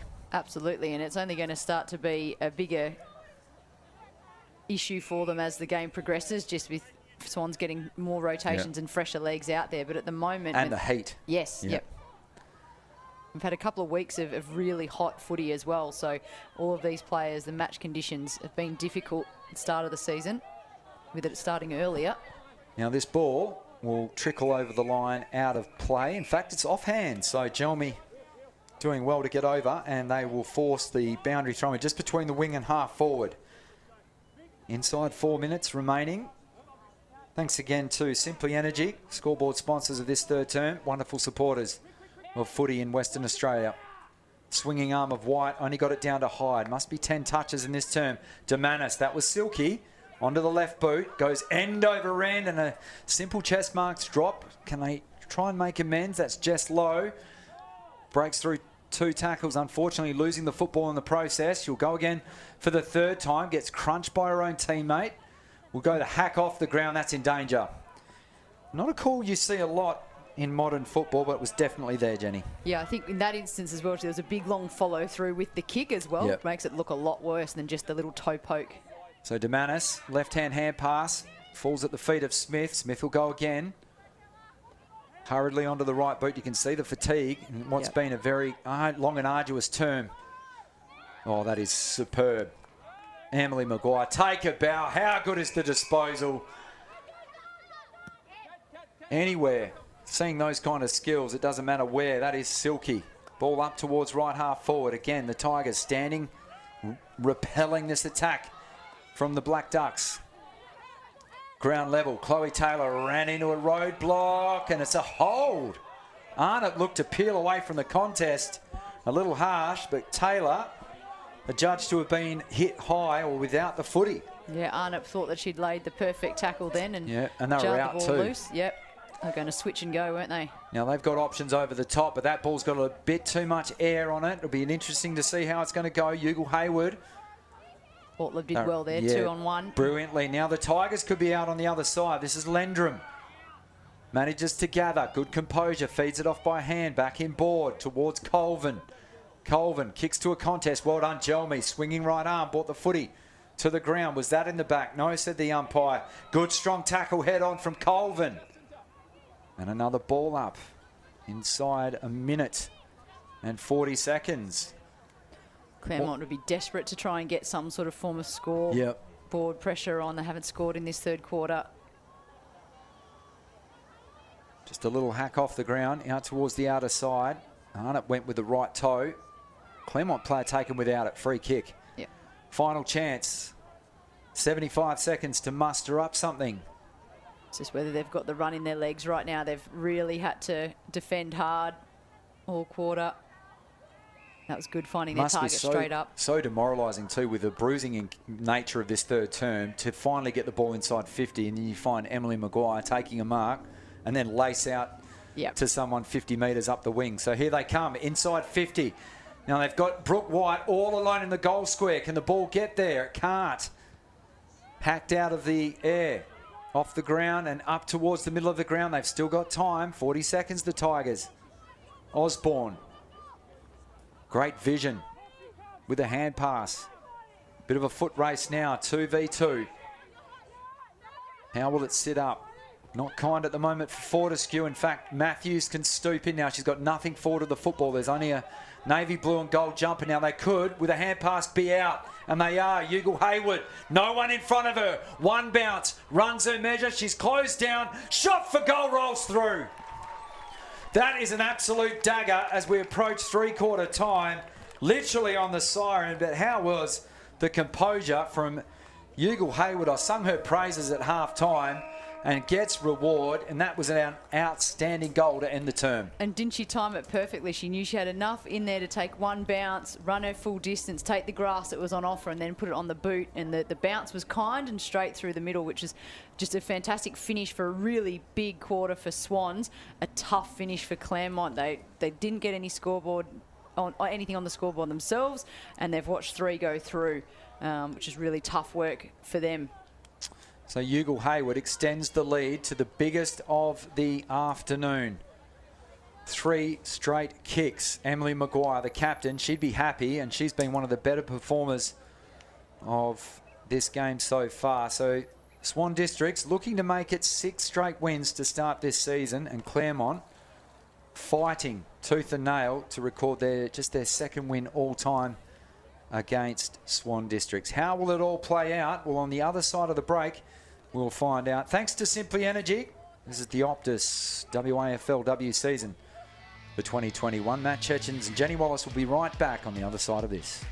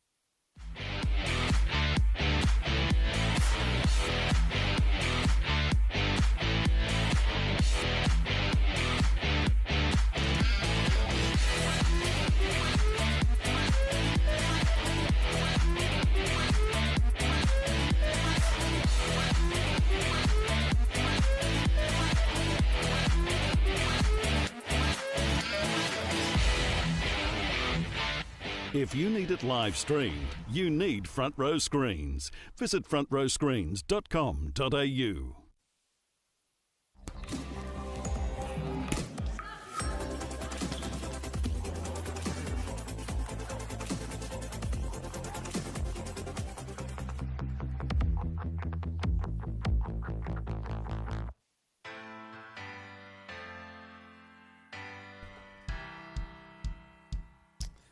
Flags flying to the left of screen, and that is where the league-leading Swan Districts team will be kicking in this final term. They have opened up a 5-point lead at half-time on the back of keeping Claremont scoreless in the third term and kicking 2 goals, one themselves.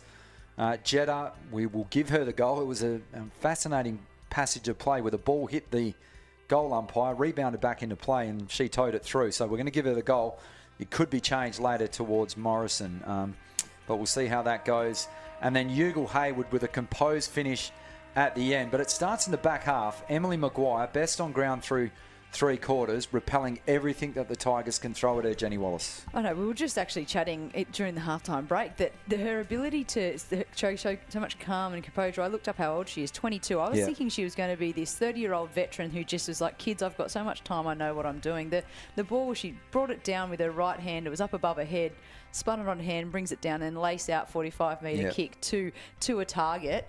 she's continually repelling the chances that Claremont are creating and putting her team immediately back into counter-attack position. So having a look at some of the Optus highlights in this third term, and their ball use was superb. Michaela Hyde was an influential figure in that third term, almost collecting double-digit possessions, but it was the manner in which she did it, crumbing across half forward and getting repeat entries for Swan Districts. And she had to do a lot of hard work around the stoppages and in enforcing a stoppage and keeping the ball in the forward 50 for the Swans. And then, as you say, she was doing the hard work, the bruise footy. She was absolutely in and under in all that dirty work and making sure that she was getting the team forward and allowing them to surge a bit. It's going to be a tough ask for Claremont. I mean, scoreless in that third term. We need to give their defenders some credit because they were under a barrage of black and white artillery as such in that third term, but they managed to, they were in damage control quite well in that term. They were. Fortescue was good once again. Ortlip, she carried on from her second quarter where she seems to be finding, dropping back into the hole really well and creating that extra person for Claremont. They've just had a lot of work to do, and you could see in the last 2 to 3 minutes of the third quarter fatigue just start to creep up on Claremont. They are down a couple of rotations, unfortunately, with the head clash to Scanlon and early doors losing, who was Brooke Hongle to a nasty hamstring injury. So they've been playing the game with 2 less players, and fatigue looked like it set in right at that very end, and that was where that extra goal sort of came on them right at the completion of the third quarter.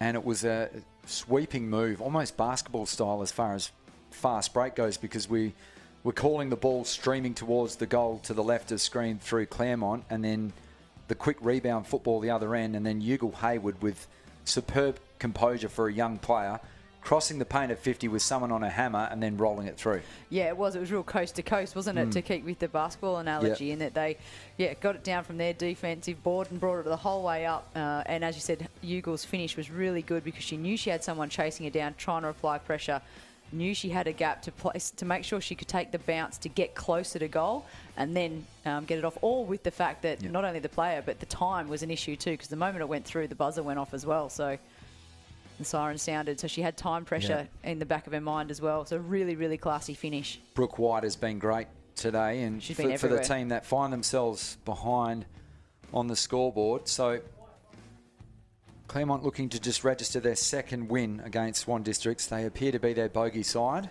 of the WAFLW competition. Just reminding you, if you love your women's footy, get down tonight if you can to Leederville Oval. Subiaco taking on South Fremantle. That bounce at 5 p.m. And then tomorrow, East Fremantle take on Peel.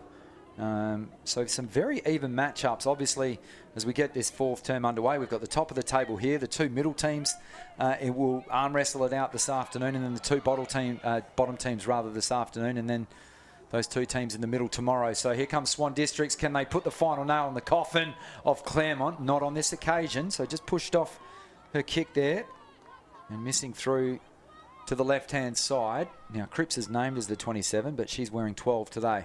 We think that's Stephanie Ball. Yep.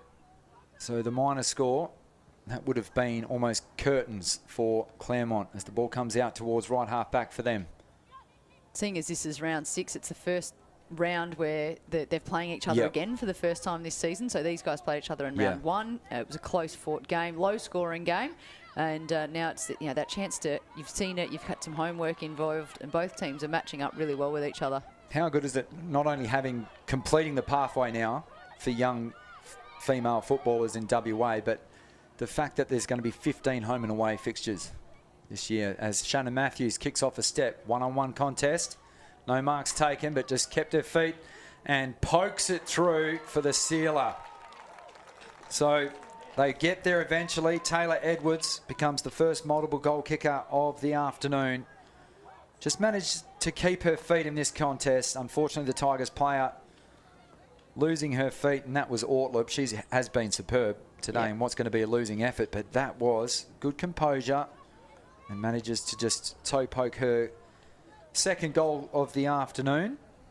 And this is sometimes where a score can blow out because the team from behind, Claremont, they don't want to just play lockdown footy. They've got to attempt to get into this position and say, well, what can we do if this is a semi-final, a grand final, we're in this position, we've got to learn to play to from roll behind. the dice. And exactly. So you end up sometimes coming out of it looking like your score's a lot worse than the competition and the contest deserves. But trying to take the game on. Exactly. Got to take the game on, got to run forward. So consequently can get caught out the back. Fourth term action, courtesy of the West Coast Eagles. Matt Chechens, Jenny Wallace bringing you all the action from Steel Blue Oval. Arnott, hand pass, well read. Hyde, one of the players of the third term. She'll get it back. This will be her second touch from 50. Dinks it over the top, well-weighted kick. White, well done. Managed to bring her play to ground and then gives away the free kick, unfortunately. Overzealous in the second effort. And we see Michaela Hyde. She's really gone up a notch in this second half. Just shows her fitness, I think. The fact that she is as fit and as agile as she is. And now that there's some tired legs out there, she's seemingly popping up at each contest and then a follow-up disposal as well. So she's following up her work. Taylor Edwards kicked 2 goals heading into this game. Today, she still has that 2 goals, 1 missing to the left-hand side. Good chance for some of these younger forwards to really hit the scoreboard this afternoon for Swan Districts as their 3 key goal kickers all at the under-19 championships. Ella Smith, she has been very good today. And she had a heavy knock in the first quarter, so to be out and having as much impact as she has been is what's impressed me.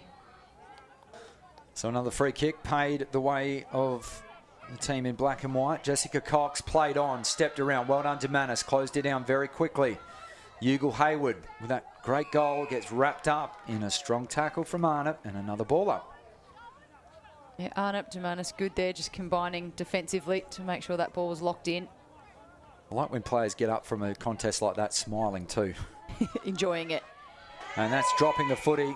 Great tackle from Arnott, dispossessing Ugal Hayward.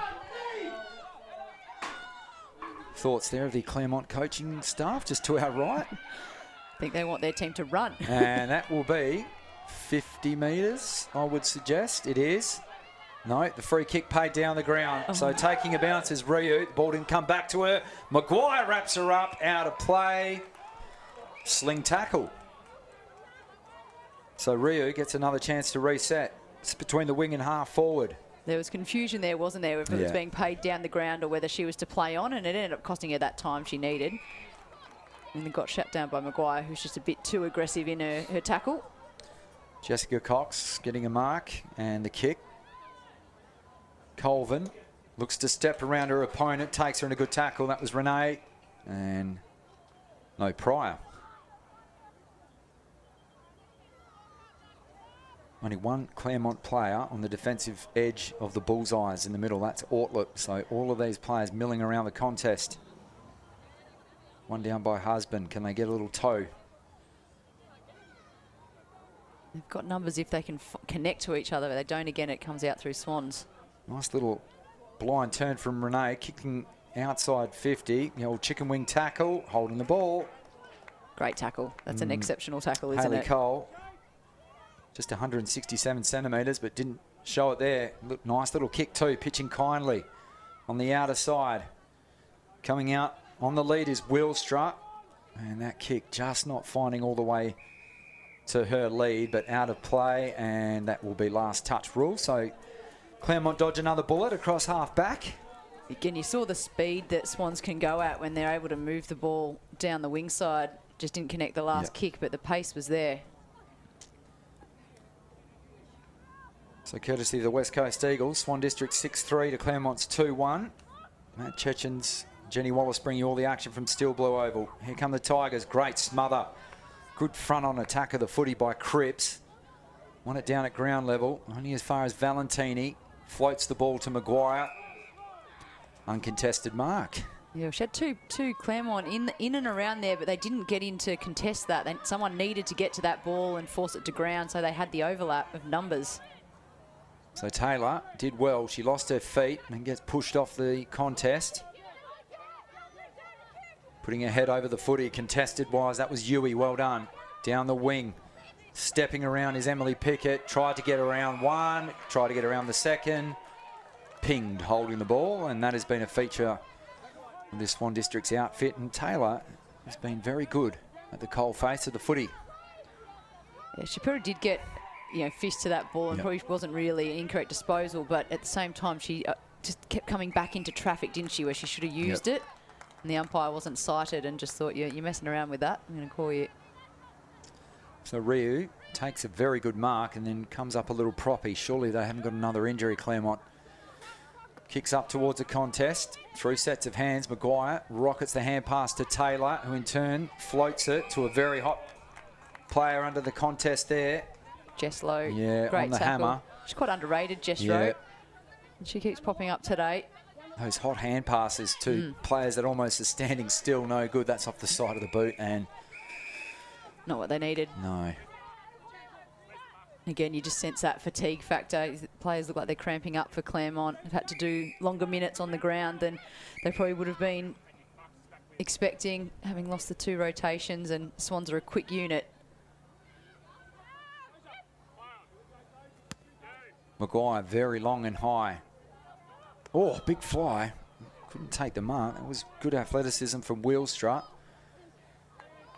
Sarah Rio, is that a prior opportunity? We wait.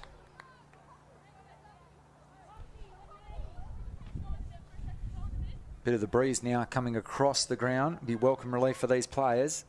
Been hot throughout. Taylor again, wrapping up the ball carrier, holding the ball. We hardly saw any of those decisions in the first term, and then the second and third term, really, Swan District's asserting their physical dominance. That's a great kick, but through the arms of Matthews, bumping her opponent now to the floor. They play stacks on the mill, no prior. Yeah, it has started to show, hasn't it? Just the physicality from Swans, the fitness, the fact they've had the extra rotations. They're getting to the contest quicker and in more numbers where needed. Here's another example, two at the tackle, shutting this down. Brooke White, I think that is, who's been fantastic. Oh no, sorry, that's Melissa Medham trying to bust her way through and start a counter-attack. Eagle Hayward, good at ground level. Hand pass a little too hot to handle for Hyde. They play a bit of tunnel ball on the floor. Good work in tight there from Lowe. Managed to get that effective hand pass that allows her teammate to contest. Now Maguire slaps it in the wrong direction, but it's going to turn out okay if Osborne can gather. Does. Moves it by hand off to Cripps. Cripps towards Hyde. And she's got a little player inside there. That was well done. Plays the 1-2. In fact, that's the 11 in Danielle Wright. Ortleb, yeah, well done. Got in front and chopped off the kick as it was falling into the arms of Matthews. Now she can move it out towards Ella Smith. Does so. Smith in turn to Valentini. This is how they started the game. That last kick to Valentini didn't stick, but just switching, find the target, link up with the clean disposals. Arnott, well done to Demanis. Demanis, trusty left boot, but Osborne getting across. Takes the intercepting mark. She is steady as ever across half back. Chips into the middle of the ground. Strong mark. They can wheel around. Floating hand pass through Hyde. Ball still in dispute. Hyde goes again. Second effort. Works it backwards. Blind hand pass. Up towards White. Is that a prior opportunity? Was met there by Amy Ralph. Not this time. Another stoppage as we are closing in on the final siren. We look ahead to round 7. Saturday will be Claremont hosting South Fremantle, so a chance to get back on the winners board there for the Tigers. Peel taking on Subi, and Swan Districts have to travel to New Choice Homes Park. Never an easy game there against East Fremantle. I think, is there an Easter break first as well? Yep. So with a couple of injuries from today's game, I'm sure Claremont will be pleased with that. Bit of a breather for all players. This has been a tough physical game, so I'm sure both teams will be glad of an additional break. Flying shot for goal will miss. Another minus score. Lively work there from Sarah Wheelstra. Very good athlete. Wheelstra, 184 centimetres, quite tall. Lovely kick from Ortleb. Yeah, Ortleb's been really good in a losing side's performance. Another stray kick allows the door to be open by Swan Districts. They chip up towards Jeddah. Awkward bouncing ball, but WAFLW does well. Runs her measure, but kicks down the throat of Osborne. Must be up to 5+ intercept marks today. Brilliant kick. She reads the play really well, Osborne, doesn't she? And then she just sets up Swans. Good smother on the football, but it's going to end fortuitously to the Tigers defender on the last line of defence. Now, could that be 50? No, the umpire's saying just reset the mark. They can get a little pedantic about these things, but they've done a good job this afternoon. We've got a blood rule, so a player coming off the ground. And the Claremont just taking their time to get the ball back as well, which is only going to cost them when he does restart play, then might not be ready. So the umpire's happy. The player receiving treatment, patching up behind the scenes as the ball gets floated in the defensive pocket on the stretch there. Yui hurriedly onto the right boot, and that ball just sails out of bounds on the full. Another needless turnover. They're trying to ride the boundary line here, and there's not a great deal of margin for error if you're trying to go that close to it. Inside 5 minutes, Jelmy. Little stab pass. And the ball just crossing just inside that 50 off hands. Hyde has done a lot today, but couldn't reel in that mark. Everyone forward of the attacking edge of this centre square for this contest. Ball comes in, one down at the front. Clearing kick out towards Maguire. Just peels off the chiselling ball this time rather than pumping it deep inside 50, but Hyde can just take the air out of the footy. Yeah, shows she's got some subtlety to her game as well, yeah. Maguire. That's a bit of a chaos ball inside, and a high tackle, free kick paid. Going the way of the number 36 in Taylor Edwards. Now, not electing to pull the trigger, but instead does the unselfish thing, lowers the eyes and spears it to Amy Ralph. So a chance for her to get her first of the afternoon. He kicked one last week against Subi, yep. Amy Ralph, and she get one up today. And her only goal too through 6 rounds. Can she double her total for the season? Looks good off the boot. Gun barrel straight. Reward, Amy Ralph stabs it through. Swan Districts with daylight now, their 7th goal of the afternoon, and polished finish. Have a look at the ball drop. Nice and straight, getting close to WAFLW on the mark, but did not matter, and getting the congratulatory hug by Taylor Edwards, who's had a great day out. Not electing to go for her third, but instead just honouring the lead. Taking advantage, I would say, of some tired legs in defence. Yeah. Ability to find that gap, sprint out from the defenders that are tired for Claremont, and it's always good, isn't it, where Edwards lower her eyes and hit the shorter target, and then you finish it off. Ralph pays that back by actually making sure she slots it. That's enjoyable footy for the Swans, and they've had a great second half, haven't they? Indeed, they show why they are the benchmark at this stage. So the umpires, as we started the game, just doing a quick little count as to how many bodies around the ground. Happy now. Thrown up. No decisive win in the ruck from either team. Still applying pressure as Catherine Bennett has not had a sight of goal this afternoon. Yeah, there's still positives out there for Claremont today, isn't there? Lots of people with high work rate. They've lost 2 players. Well, the first half, their ball use was a feature of their game. It got a little sloppy in the third, particularly in this 4th quarter, but throw Goranova back into the lineup, who can provide a bit of a spark up forward as well, and plenty to like about Claremont, and they'll still be sitting outright second. Player tries to step around the would-be tackler, out towards Arnott, goes for the stiff arm, taking in a good tackle. Nothing really separated these 2 teams in the first 2 quarters, so that's the other positive for Claremont to take away, knowing there's still so many rounds left in this season to keep building and make sure that when they come up against Swans again as the benchmark, that they've made further improvements.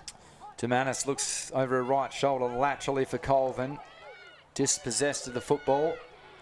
Hyde tries to take the taller opponent down in the tackle. In Fortescue, had a good third term. Yeah, 2 tackles in a row there from Hyde.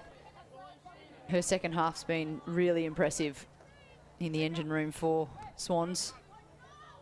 Eagle Hayward gains 20 metres with a hack around the corner. Turned over, however. Catherine Bennett, bit of airspace, kicks to a one-on-one contest, and that it's been a rare sight to see a ball delivered so well. And Ryu this time, a very strong mark inside forward 50. They've just lacked that clean entry inside 50 and hitting those lead-up players this afternoon. Yeah, it just shows what they can do if they get clean time and space, though, doesn't it? So Ryu will kick from all of 40 metres and trying to compensate for distance, lacking the accuracy. Maguire to Osborne. An absolute acre of space and time. Jessica Cox. Just needs to keep taking the grass. 2 bounces. Quick bounces too. Kicks over the head. Ortlip tries to track the footy back. Couldn't gather. Now Swan Districts are out. And guess who? It's Morrison. Can the ball sit up kindly for her? Streaming back is Ugal Hayward. They go inboards to Matthews. Matthews didn't see the run of the player streaming to the open goal. As you can see in that shot there was Ugal Hayward, and unfortunately the ball goes out. And that will end the game. The league leaders show why they are the favourites in round 6 of the WAFLW season for 2021. Swan Districts, another win over the Claremont Tigers, 7-4-46 to 2-1-13. Claremont gallant throughout 2.5 quarters before the class and the fitter bodies of Swan Districts just ran over the top of the Tigers. Absolutely, a really dominant second half. We said that when we came back from the halftime break, who was going to stamp their authority, when was it going to happen, and we thought it would show itself up in quarter 3, and in this instance it was the Swans. And once they started getting that roll on, they just couldn't be stopped, could they? No, they couldn't. Shannon Matthews on screen, and Osborne had a great second half, but Hyde really standing up in the 3rd and 4th term, providing that spark forward. And repeat entries ends up winning football games. Yeah, well, Hyde also, she was just so good with her, I suppose, defence coming out of attack in a sense, in that she was the real trigger for the Swans, where she kept the ball in their defensive half, in their attacking half, I should say, so they could get those repeat entries. And she was just really quality ball she was getting. She was working hard, laying some hard tackles up and back, and she would have just had a raft of disposals that she would have added up in that second half, and that gave them that go forward, definitely, on the back of her really hard work. She might not have gotten the goals and those sorts of things, but she made sure she set it up for her forwards. So Swan Districts on the scoreboard thanks to the West Coast Eagles. Taylor Edwards, the only multiple goal kicker of the afternoon, kicking 2, one in that final term, and then setting up another also for her teammates in Amy Ralph. Also Hope Ugal Hayward, one of the goals of the game on the third quarter time siren.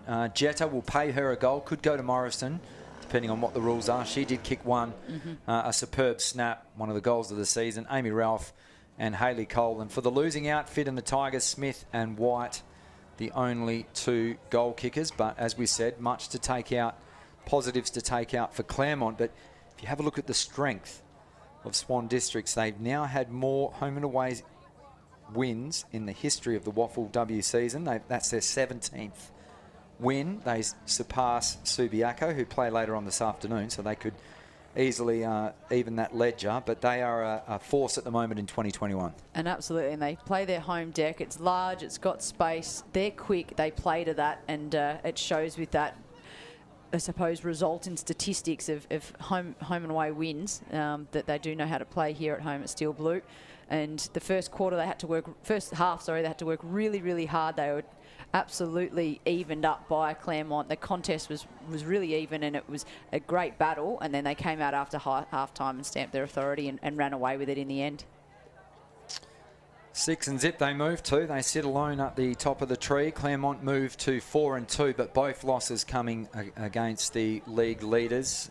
So as we said, round 7 after the break, Claremont taking on South Fremantle, Revo Fitness Stadium. There'll be a 9:30 a.m. bounce, very early one there. Peel taking on Subiaco at David Gray's Arena. That's a 6 p.m. bounce Sunday will be East Fremantle and Swan Districts. That's at New Choice Homes Park, 2 p.m. So it comes thick and fast for Swan Districts. That'll be a good challenge for them coming up against East Fremantle down there.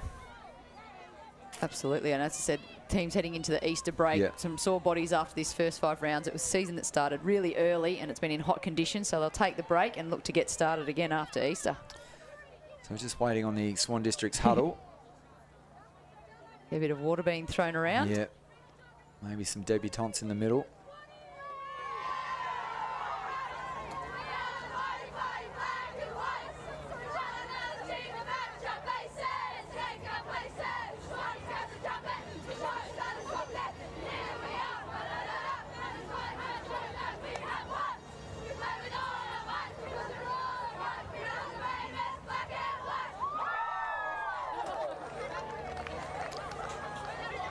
Some very happy players, and so they should be. 6 and zip. And the season's going to be a long one. 15 rounds, home and away. It's their second look at the Tigers, who we suggest would be one of the top 2 teams that would be gunning for them. Maybe Peel, East Fremantle as well. Would you put them in those categories of chasers? Yeah, I definitely would. And then the interesting thing will be was once the AFLW season ends, what players we see filter back down from the West Coast Eagles and Fremantle Dockers into this competition, and see what that brings as another phase into this competition as well. What's testament to the development of these young players also is the skill level. It's something that in the first season of this competition, it was dominated by those AFLW players, but now you can see these young players coming through, and you look at the talent as I'll piggyback on what you said at 3/4 time. Emily Maguire, as we have a look at some of these highlights thanks to Optus, one of the best on ground today, backing herself out of defence, spearing balls 40-45 metres. She's only 22 years old. Yeah, 22. And then there's people like there's 16-year-olds playing. Danielle Wright, the number 11 for Swans, who we saw in that last quarter, get involved. She's 16 years old. There's plenty out there. Michaela Hyde, who just had leather poisoning in the second half. She's 19. Yeah.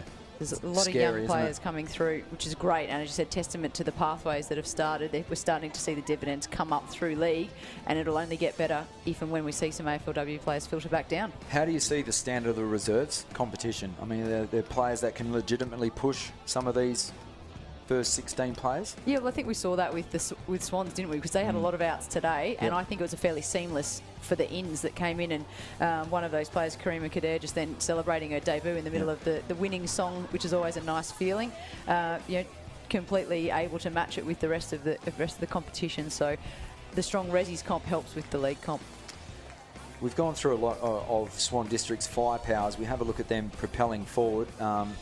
Morrison, I mean, have a look at this goal. Just steps around the tackler on the left foot, then swings back over the right-hand shoulder.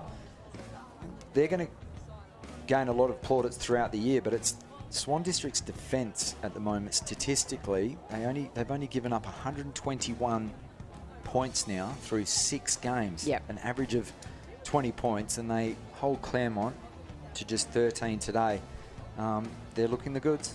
And I think for them, Claremont, again, we talk positives for them, they brought the ball into the forward 50, their forward 50 a fair bit, and it actually tested this really strong Swans defence, and they were able to stand up against it. That was the thing that Swans will take away so positively, is that they were finally really challenged in that aspect, and they managed to repel it multiple times.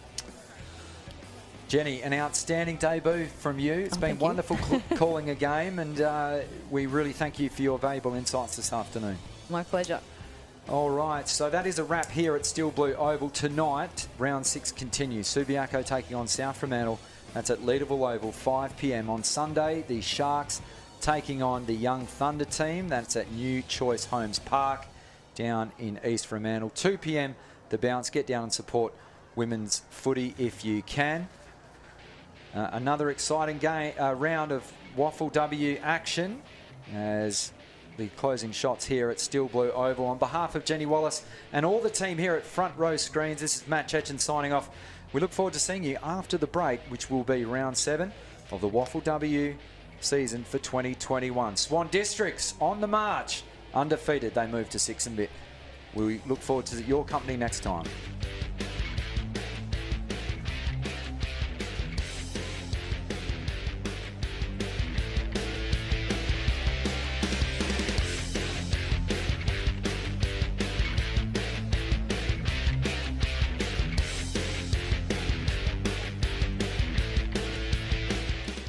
This WAFLW live stream is brought to you by Optus, proud partner of the WAFL and WAFLW.